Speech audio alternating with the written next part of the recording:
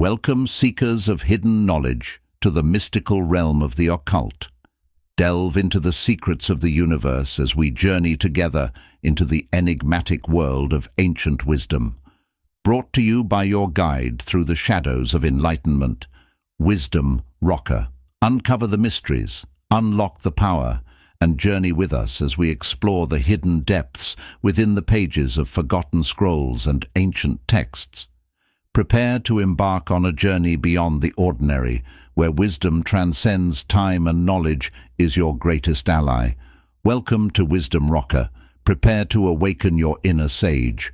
In this video, we will be uncovering the wisdom within the chapters of The History of Magic, including a clear and precise exposition of its procedure, its rites, and its mysteries.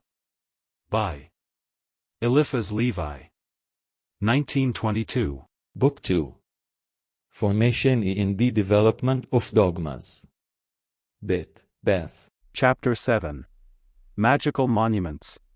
We have said that Egypt of old was itself a pantacle, and as much might be affirmed concerning the elder world at large. In proportion as the great hierophants were at pains to conceal their absolute science, they sought more and more to extend and multiply its symbols. The triangular pyramids, with their square bases, represented metaphysics grounded on the science of nature, and the symbolical key of this science assumed the gigantic form of that wonderful Sphinx which, in its age-long vigil at the foot of the pyramids, has hollowed for itself so deep a bed in the sand. Those 7 great monuments called the wonders of the world were sublime commentaries on the pyramids and on the 7 mysterious gates of Thebes. At Rhodes there was the Pantacle of the Sun, in which the god of light and truth was symbolized under a human form clothed with gold.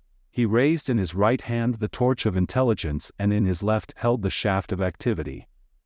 His feet were fixed on moles representing the eternal equilibrating forces of nature, necessity and liberty, active and passive, fixed and volatile. In a word, the Pillars of Hercules. At Ephesus was the Pantacle of the Moon, which was the temple of Diana Panthea, made in the likeness of the universe. It was a dome surmounting a cross, with a square gallery and a circular precinct recalling the shield of Achilles. The tomb of Mausoleus was the Pantacle of the chaste and conjugal Venus. In form it was after the manner of a lingam, having a square elevation and a circular precinct. In the middle place of the square rose a truncated pyramid, on which was a chariot with 4 horses, harnessed so as to form a cross. The pyramids were the Pantacle of Hermes or of Mercury. The Olympian Jupiter was the Pantacle of that god. The walls of Babylon and the citadel of Semiramis were Pantacles of Mars. In fine, the Temple of Solomon, that universal and absolute Pantacle destined to replace the others, was for the Gentile world the terrible Pantacle of Saturn.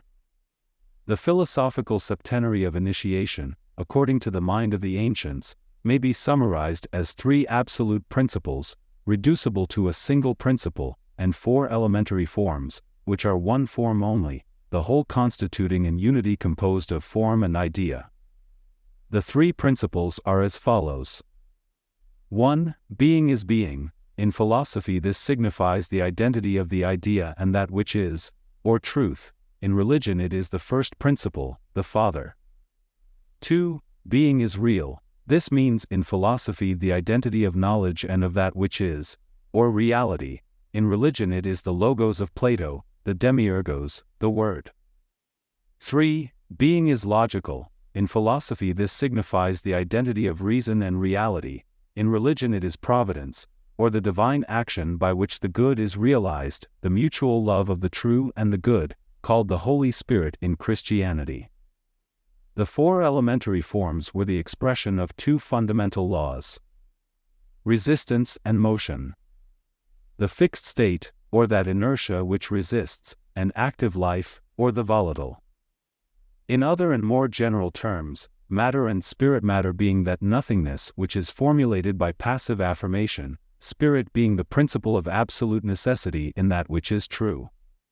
The negative action of material nothing on spirit was termed the evil principle, the positive action of spirit on this same nothingness, so that it might be filled with creation and with light, was called the good principle. To these conceptions there corresponded, on the one hand, humanity and, on the other, the rational and saving life, redeeming those who are conceived in sin. That is to say, in nothingness. Because of their material generation. Such was the doctrine of secret initiation, such the admirable synthesis that the spirit of Christianity came to vivify, enlightening by its splendor, establishing divinely by its dogma and realizing by its sacraments. Under the veil which was intended to preserve it, this synthesis has vanished. It is destined to be recovered, by man, in all its primitive beauty, and all its maternal fecundity.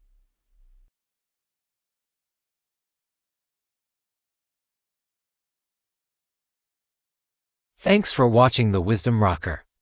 Don't forget to like, comment, and share.